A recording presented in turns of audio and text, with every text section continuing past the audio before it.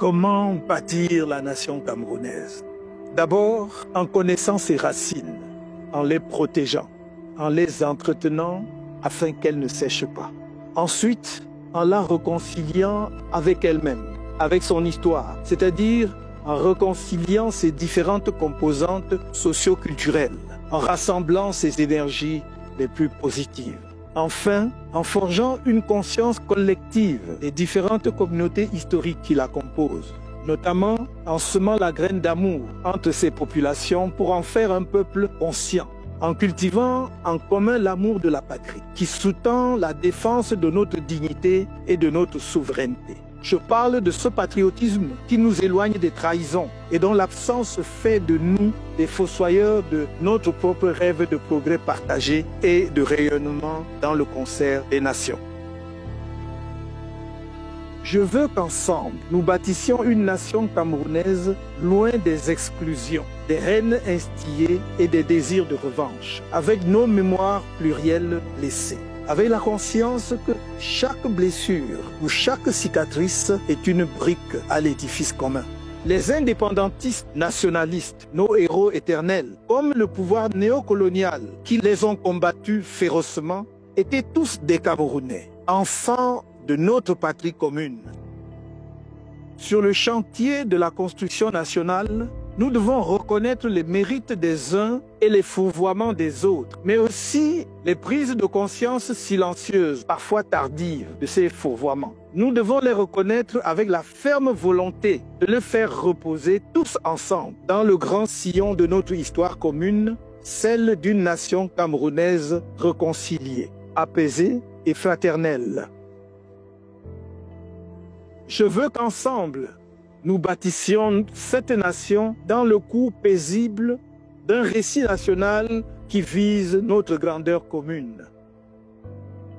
Demain, ce sera autour des monuments et symboles dédiés. Aujourd'hui, c'est avec le rappel de la mémoire par quelques images, juste un échantillon symbolique que je suis allé glaner en une sorte de pèlerinage de reconnaissance et de respect pour les sacrifices consentis. Je n'ai pas voulu exclure, parce qu'on n'unit pas en excluant. J'ai voulu payer tribut à chacun d'eux, à la mesure de ce qu'il aura offert à l'autel sacré d'une nation dont nous avons le devoir de poursuivre sans relâche la construction malgré les obstacles. On n'oublie rien, mais on surmonte tout pour atteindre ce qu'il y a de plus grand et de plus beau dans l'aventure historique des peuples, l'idéal national qui nous amène à nous battre côte à côte sur le champ d'honneur de la patrie. À nous battre ensemble dans l'oubli de soi pour défendre ses frontières, son intégrité territoriale, sa souveraineté nationale, la dignité de notre peuple. C'est pourquoi vous verrez dans les images qui suivent, symboliquement, le Mpodol, Ruben Oumniobé.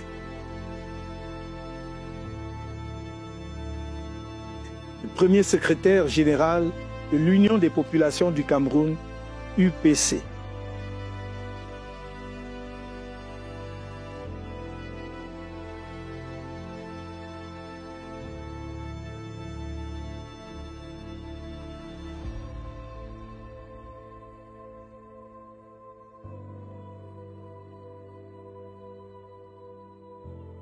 Le docteur Félix Roland Moumié, président de l'Union des populations du Cameroun, UPC.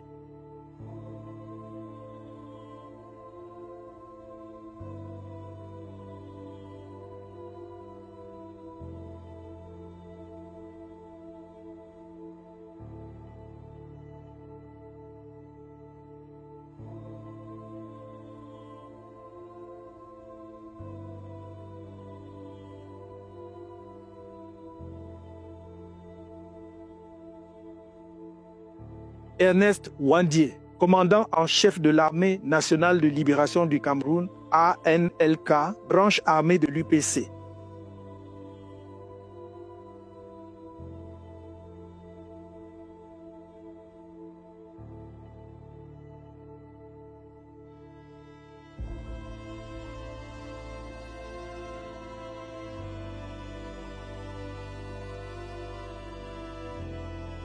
En même temps, à leur côté, Amadou Ahidjo, le premier président de la République du Cameroun.